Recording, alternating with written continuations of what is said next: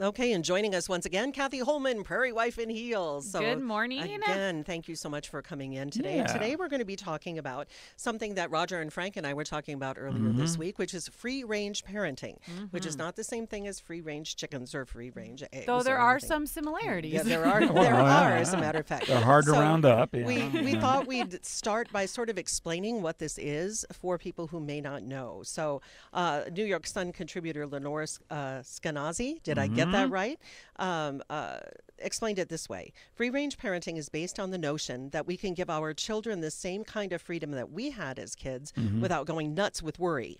When you let your children out, all the good things happen, the self-confidence, the happiness, and self-sufficiency that come from letting our kids do some things on their own. It can be seen by some as a backlash to the overbearing, overscheduling, quote, helicopter parent, which, was something that we're going to assume that some people know what helicopter parent is, but Kathy, can you explain that one? So helicopter parenting is kind of that new parenting style that's developed where the parents are always there and present. They're having their children taking Mandarin at 3 years old. They're having them do the sports camps that are away for a month when they're 6 years old in preparation for that college scholarship. And it's just that parent that doesn't feel comfortable leaving their child unattended. And so that's the helicopter, the hovering aspect. And some people see that as a negative thing, but I have friends that label themselves proudly as a helicopter parent. So it just, I think, depends on who you are as far as that goes. Well, and as they get a little bit older, I see a segment on helicopter parenting coming up. As they get a little older, too, when they get into junior high and high school, the helicopter parents are, let me help you with your homework. I'm going to help you with your science project. What's wrong with your teacher that she didn't give you a good grade? And as an ex-teacher, I can tell you helicopter parents were not necessarily my favorite to work with in the classroom. So free-range parenting. I think that's an understatement there. From Time politically magazine. From Time. Free-range parenting is the concept that giving kids the freedom to do things alone, like explore a playground or ride a bike to school, makes them healthier, happier, and more resilient. And one reason this is in the news right now is because of the law that they just passed in Utah saying it is okay to be a free-range parent. Which the reason they needed to pass that law is because parents were being reported to the police and to the Department of Family Services for doing things like letting their children walk to school unattended, playing at the park unattended, which for those of you that don't know, when you are reported to the police as a poor parent, sometimes that involves regular parenting checkups from the DFS and it can, yes, home visits and everything like that, which can definitely be a detriment to you for something like what started it all is a woman, actually this New York Sun contributor let her 9-year-old ride the subway to school unattended, and that's where this whole thing kind of blew up and went. And personally, I feel that I am definitely what would be considered a free-range parent. My kids, you got a lot of range out I there. do have a lot of range. It is fenced in with barbed wire, but my kids are outside playing on their own. Of course, I have the windows open so I can hear screams. I'm a don't bother me unless there's smoke, fire, or blood type parent. And I myself, growing up as a kid in the 80s, I grew up riding my bike all around. We lived maybe 10 minutes from downtown Milwaukee, and I grew up riding my bike everywhere there. That being said, I don't know if I lived in the same area I grew up in that I would be a free-range parent. Well, and there's the question. How far are your kids from school now, for example? My kids are half an hour from school now, so they are not walking to school, and I should be reported if someone sees them on the highway. And I'm probably a little more on the other side. I am probably overprotective, and I think part of that is because I've been in the news biz for so long that I hear every bad story that comes along. Yeah. So it gets stuck in my head as the worst case scenario. If they don't come home, they're supposed to be home in half an hour, and if they're not there in half an hour and it's 35 minutes, it's 40 minutes. What's happened? Did they fall in the pond? Did somebody take them? That sort of thing. And so I have a tendency, even though I grew up in the not going to tell you, doing the same thing. It's like when the street lights came on, that's when we came home. But I tend to be overprotective. So that's a point. So being the nerd that I am, I did some research before that, and that's a point that many, so like Newsday, NPR, Time, they've all covered this topic, and they said because of social media, it feels like the world is a more dangerous place, that there are, I don't know how many times a week I'll share missing child from Colorado and things like that, but actually statistically the world is a safer place now than it was when we are kids. But because of that social media aspect that we now have, it doesn't feel like it. Okay. It's Just being the devil's advocate. Social media and, just the 24-hour news cycle. Plus, let's think about it. When I was a child, they were not openly talking about pedophiles and all the things that are on now on the news. And now it's socially acceptable. It's comfortable. We expect to hear those things on the news. I don't think we did when we were kids. Well, and to be honest, I am the same way. I'm the oldest one of the bunch of us. And so probably had the most freedom as a kid. I mean, I mentioned the other day, my buddy and I would get on our bikes on Saturday morning. Mom wouldn't see us until it was dark. We were riding all over town in traffic and same for my sister. And I confess, maybe as Susan said, it's because we do the news. I confess, I'm a lot more protective, really, and a lot more restrictive as a parent than my folks were. And you're probably right. I'm sure the stats show that it's no more dangerous now than it used to be. But I keep thinking in the back of my head, all you have to do is make one mistake. So my question for you would be then, would you think of me as a bad parent? Would you report me if you were driving past my place and, for example, saw my 5-year-old and 3-year-old playing outside of the fenced-in yard, but still on our property, running around with the dogs and not seeing a parent out there? Right? What do you think? Where's the Well, no, line? I don't think you have to babysit, but I mean, they're on your property. I mean, I've What about the park? What I've if lived we in live? Okay, so here I'm playing I'm playing Go the for it, go devil's for it. advocate today. So we had a listener, Alyssa, that wrote in, and I'm just gonna pick some of the points out here. So she said, I'm a free range parent with some limits. She lets her 3 kids, 11, 9, and 4, ride their bikes to the park that's about a mile away without her. She says we live in a safe neighborhood in a smaller town. I don't know if it would be the same if we lived in Detroit or Chicago, but for Casper it works. So how would you feel if you saw 11, 9, and 4-year-old playing at the park with no parent there? Would you call that in, or would you just assume that everything was okie dokie? I probably wouldn't call it in, particularly in a small town. I mean, I grew up in Houston, like you grew up in Milwaukee, big cities. If they're all there together, and they're obviously together, I would be less concerned than if I saw a 4-year-old playing in the park.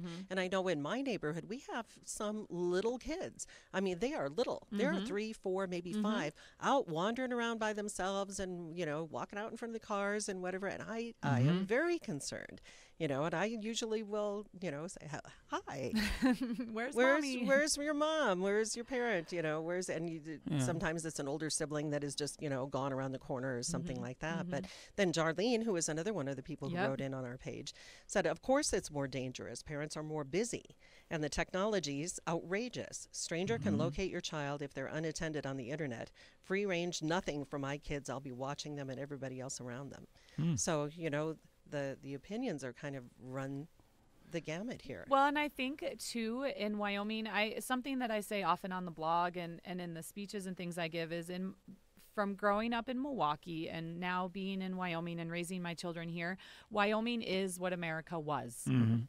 So we're talking about how we grew up as kids, and I think that because Wyoming is what America was, we have a lot more of those quote-unquote free-range privileges here that there are not in other places because we do have the village aspect. My kids go to the neighbors. She's going to feed them lunch without asking me first. They're going to wander down the dirt road. Well, I mean, to an extent, though, Kathy, but then again, it's probably because I'm in the news. It wasn't that long ago that we had a young boy kidnapped from a bowling alley, taken to the river, and sexually assaulted. Yep. It wasn't that long ago. He was not About 2 years unattended. ago, He was with siblings, but still... Bad things can still happen. Bad things can still happen. Even in Wyoming. So that's what makes you go, well, that's all fine and well, but you still have to. Frank, you are uncharacteristically quiet in this conversation. I'm listening, but if anybody called me in about my kids being out of the school, I would sue them over and over and over again. If someone reported you for letting your kids walk to school? Yeah. I would sue them over and over and over again. So you support the free range? Here in Wyoming, yes.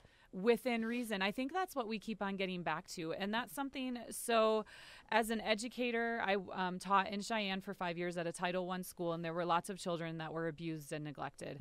And my concern when I heard about this free range law, which, like I said, I feel like I'm a free range parent for the most part, was are people going to use it as a loophole to justify leaving children home alone so they can go to the bar? Are they going to use it as a loophole for what is in truth neglective parenting? And that's something I looked up about Utah, and it said it doesn't specify how old kids should be to do things alone, which lawmakers say will allow authorities to weigh each case separately. Discretion like that's important. A Berkeley psychology professor said not every child is ready to ride their bike alongside busy roads and participate in things like music lessons can teach them important skills. So parents have to be smart about what is helping foster self-reliance and what is putting kids in a dangerous spot. And I think that's what we're coming back to is in the end, the parents still need to be discerning. Right. Because I have one child that, you know, at 8 years old, he probably would have been fine to stay home alone. I have another one that I'm hoping by 16, he'll be able to manage the task of being home alone and make good choices. So, but it's just such a fascinating thing that we have to have laws to protect parents making those choices of letting their kids be independent. Well, Frankie, you're a Chicago guy. Yeah. When you were growing up, it would be very different there. When I was a kid, I walked to school. Yeah. I was gone almost, you know, if my parents knew where I was half the time, they would have a heart attack. Sure, but how about today? And there were no cell phones, no nothing. Right. And trust me, there were creeps then too. Sure. Right. There's probably maybe I say an equal amount of creeps, but the creeps are more sophisticated now. Yeah. Yes. So please, if they called me in, I would sue them until I was broke to make sure they were broke. Well, and there's always that fine line too about being part of the village and taking care of the child, of being watchful of the community around you, and you know, sticking your nose in where it doesn't belong. You know, you were talking about if I saw your kids, would I call them in? Well, no, probably not under that circumstance. But you know, every parent gets to parent the way they want to. Right.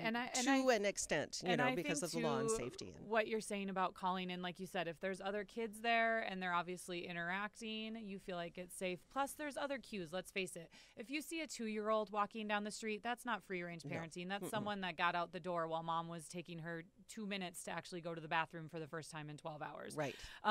But, you know, you want to overall, and this is the teacher talking to me, you want to look at that child. Are they wearing shoes while they're playing at the park? Which, once again, my kids are naked half the time. Not naked, but shoeless and shirtless half the time they're outside. But, you know, do they look well kept? Do they make eye contact with you? I would never be upset if someone approached my kids and said, hey, does your mom know where you are? That's okay. But on the other hand, yelling at them about it, telling them to go home, right? There are some, I think, just respect lines, because in the end, as Alyssa said, I'm a firm believer in you do you and I'll do me. And everyone's going to have an opinion about it. But I think that we are blessed in Wyoming, that we do watch out for each other, and my kids have opportunities to be independent in ways that they would never have growing up in Milwaukee. And I think to err on the side of caution, as sometimes if you really have a concern, you know, then call someone in a respectful way, right? In a I think respectful it's way, all and just about, say, hey, look, you know, I was, you know, outside the grocery store and I saw this child, the young child seems to be unattended. I don't know what's going on, but can someone come and check it out? Yes. You know, it's always best to err on the side of caution, but as you said, you know, not yelling, not accusing, not, you know, that sort of thing. But I'm cheering on this whole free range parenting concept just for the simple fact that it's getting people to talk and have important conversations. That right there, what we were talking about, what's appropriate, think about what works for your kid, what are they ready for? And also there's like sleepovers. From the things I saw as an educator, my kids don't sleep over anywhere. It just scares me too much. And like you were saying, you're on the news. So you listen to the news, you do the news, so you hear all those stories, so you have a different line. And I think that's okay. Do what's right for your family and what works for you. You don't have to explain yourself to anyone. Yep, there you go. Final word from Kathy Holman. Kathy Holman, Prairie Wife and Hills, as always, a pleasure having you join us. And thank you. We'll see you again next week. Yes, ma'am.